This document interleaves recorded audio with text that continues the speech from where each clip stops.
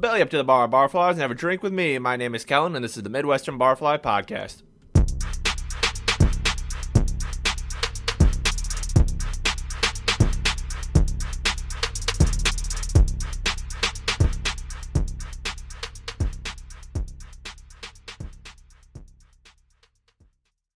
Ladies and gentlemen, welcome to the official episode 22 of the Midwestern Barfly Podcast. I appreciate you all. Thank you all for tuning in, for listening, for downloading, whatever the word is.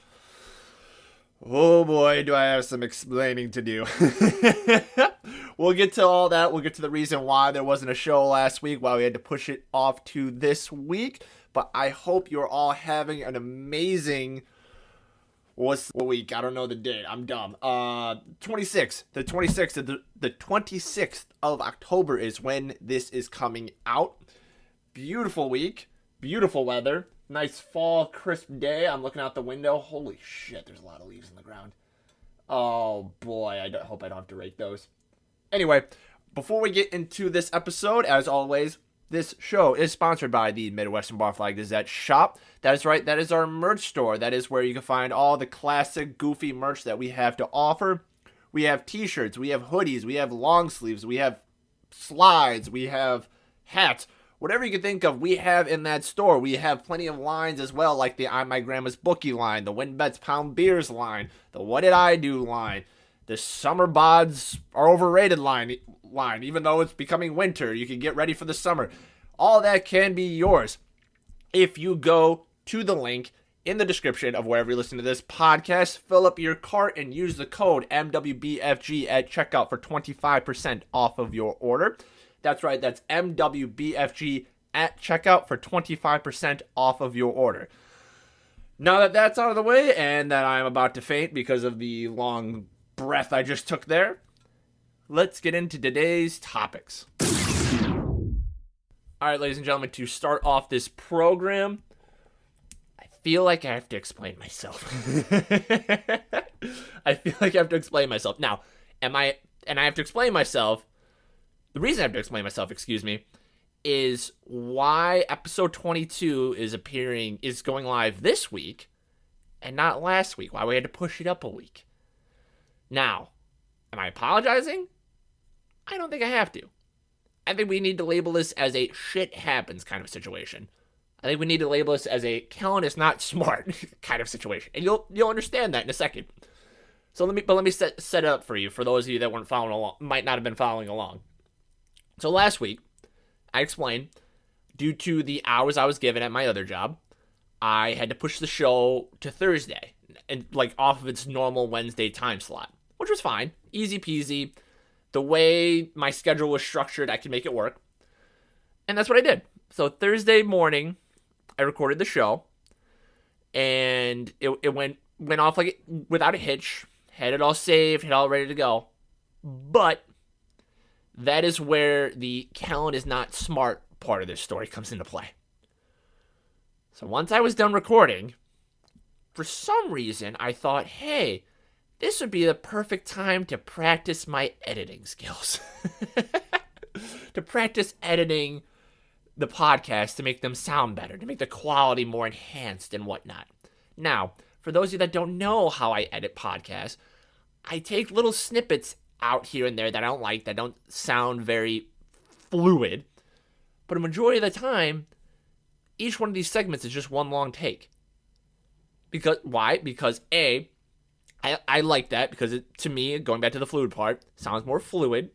But B, if I did try to edit snippets out to try to piece them together better, the way I do it, it would probably sound super choppy and not very pleasing to the ear, if that's the right way to explain editing a podcast. So that's why I do it in one long fluid motion, one long take. But for some reason, on Thursday, I thought to myself, let's practice making it better. Let's try to enhance those so they're not long fluid take, so that it sounds more like a professional podcast. I did this, and boy, oh boy, did we go down a rabbit hole. I started clicking buttons, turning dials. I'm doing this on GarageBand that I found on my computer, turning little dials and shit. And I thought I was doing good. But then it got to the point where the audio just sounded like poop. Like, it was getting really pitchy. Like, I was, like, cutting sections that I couldn't get back. What were other ones? Like, the audio, like, my voice, for example, was sounding like a chipmunk. Like, one of the Alvin and the Chipmunks. And I couldn't get it to revert back to my normal voice. Basically, I went down a rabbit hole that I couldn't get myself out of. And then it got to a point where I hit one button and it all just vanished. It all just went away. The whole recording, I think I got like 25 minutes out of that damn...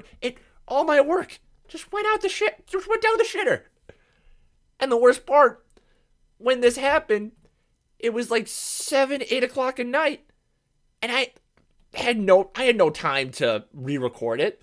I had to get up for work the next day. People were sleeping. I couldn't be my loud, stupid self to make another podcast. So, because of my idiocies, and many of you already know from the post we put on our socials, we had to cancel last week and move it to this week. So, long story short, lesson learned. Unless I have a producer of my own, I am going to continue just doing what I did before. Just don't, if it's not broke, don't fix it. That's one of my favorite lines in history. If it's not broke, don't try to fix it. Because then you're going to make it even worse. And we're going to have another week like we just did. So, as I said before, and as you've seen in articles and posts that we did, shit happens. I'm an idiot. Hand up. That's on me. So hopefully we can continue with this and pretend like it never happened. Even though it will go down in Midwestern Barfly Gazette history. Jesus Christ. Alright, so for the second segment of this show. Oh boy, do we have a doozy here. Now, I found this story. Some folks are going to laugh. On Fox 10 Phoenix. And you can read the story because I'll link it in the description of wherever you're listening to this podcast. But according to this story, in the San Francisco No Valley Town Square, I hope I'm saying that right, N-O-V Valley Town Square. Oh my God, I can't believe I'm about to say this. The city is planning to put up a single public toilet. Now, when I hear single, I'm thinking of a hut in the middle of town square with one toilet in it. Just one. Like a fancy-ass porta potty with like a wooden structure, a metal structure around it. Granted, I could be wrong, but that's what I'm picturing. This single public toilet in the middle of this town square is they're estimating to cost $1.7 million to construct. And they're estimating it to be done by 2025. 3 years. 2022, 3, 4, 5, 3 years. I had to count. I'm not smart. To construct a $1.7 million toilet. Now, in regards to the funds of where this money is going, the Parks Department was asked where it's going. The money will include the cost of planning, drawing, permits, reviews, public outreach, and construction management. Before we continue on to this, I want to pick at a few of those things. It'll include the cost of planning and drawing. Permits I could see. The government, the permit shit's gonna cost a lot. But what are you planning and drawing? I feel like this has got to be the simplest planning process in the entire world. You're basically building a big-ass box. Like a nice-looking porta potty out of wood or even metal to withstand the elements. I could even just take... Like, I have my whiteboard. Like, you guys know the whiteboard I use for the Barfly Big Board. And I have my notes for this segment on there. I could take that and draw a big-ass rectangle with a fancy logo on the front and a few little eccentricities or whatever the word. That's definitely not the right word, but a little accents to it. Like, maybe an opening on the bottom so it's not all enclosed. Maybe, like, I don't know, like a skylight or some shit to make it look a little nice. drawing will take about, what? It could take me 15, 20 minutes. And it'll be donezo. And when it comes to drawing and planning where the plumbing's going, you just find where to dump it off. Like, in the surrounding, I haven't looked at it, but in the surrounding areas, there's got to be more places with toilets in them. Why not just figure out where to lead it, where those are leading to, and just leave the plumbing there? That's where my dumb brain thinks of. And if not, if I'm dumb and I don't understand how outdoor plumbing works, if it's supposed to lead to like another tank of some kind that gets emptied every other day or something like that, that seems simple too. Or even below, if it's gonna lead right below where this toilet is supposed to go, and a maintenance guy is supposed to come and or a maintenance truck is supposed to come and empty it every week. It seems simple enough that a 5-year-old can do it, to be completely honest. Granted, the 5-year-old's drawing is going to have little unicorns and bullshit, but it just seems that simple. And it doesn't seem like it's going to take $1.7 million. Like, $500,000, $500,000? That seems a little eccentric too. But, $1.7 million, one single toilet. I know I'm rambling. It's just a concept I cannot get through my thick skull. And I must have a thick skull that I can't understand this. But the best part is, was the next quote they were given in the article. According to the Parks Department, again, any leftover funds from this project will be put towards maintenance and upgrades. First off, what are you upgrading on a single public toilet? Granted, this is for homeless people, so they might trash the shit. But what are you upgrading? Are you going to put a fucking radio system in there? Are you going to put a TV so they can, like, watch the news while they're taking a shit? What are you upgrading? And then maintenance.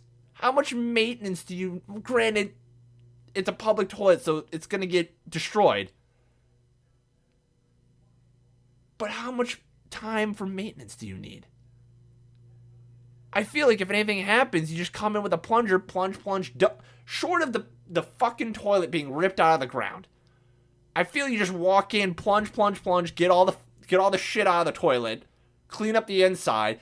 Takes you no more than an hour. Takes you no more than, maybe 2. I'll give you 2 hours to clean one fucking toilet. And you want the leftover funds of $1.7 million to go to that? San Francisco is insane. And to be honest, going back to the money, let's say a reasonable amount for this project is $300,000. Even that might be a little high, but let's say a reasonable amount is $300,000. You're telling me $1.4 million of remaining funds would go to maintenance and upgrades? How long would it even take to get through $1.4 million to maintain and upgrade that one fucking toilet? 5 years? 10 years? And granted, it depends on what you're paying the maintenance department and the people that are doing the upgrades. Like, they must be making a good fucking salary if my estimation here is correct. 1.4 million would be left over for funds. They either must be making a shit ton of money in these maintenance departments, or somebody else is taking a fat cut of those funds. But, I'm not gonna speculate. I'm not saying anything like that. But what I am saying is $1.7 million. Something is fucked up there. Jesus Christ. All right, so you're probably asking yourself, why have I not talked about the Christian McCaffrey trade? This is a sports-ish podcast. Why have I not talked about Christian McCaffrey? Well, it's because I tried to do a segment about Christian McCaffrey. I really did. I wanted to talk about. It was big news, but you know what? My segment didn't really add much to the situation. What I had to say there, all the talking heads on television already said. So if I were to keep the segment that I was planning on doing, you as the listener would probably go, I already heard this before. I already heard these takes. This is new. This sucks. I'm going to skip to the next segment. And I wouldn't have blamed you. So because of that, I cut that.